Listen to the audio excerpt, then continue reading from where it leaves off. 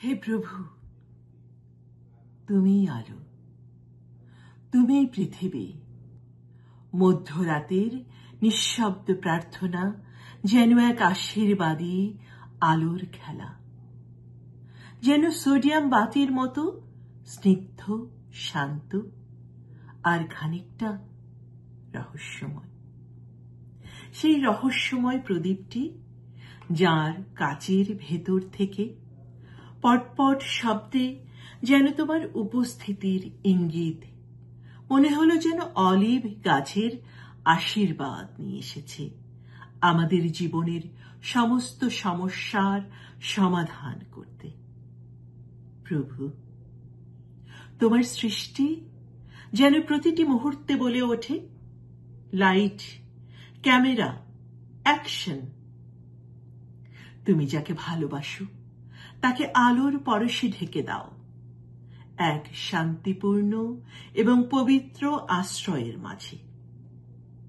কিন্তু হে মহান স্রষ্টা, তোমার এত আলো, এত বিস্ময়কর আয়োজন কেন?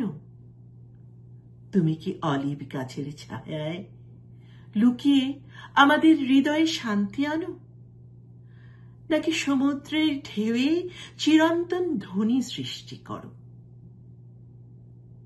যখন আকাশের তারার মাঝে তোমার হাসি জ্বলে ওঠে, আমাদের হৃদয় সেই আলোর পথে নতুন করে বিশ্বাসের পথে এগিয়ে যায়।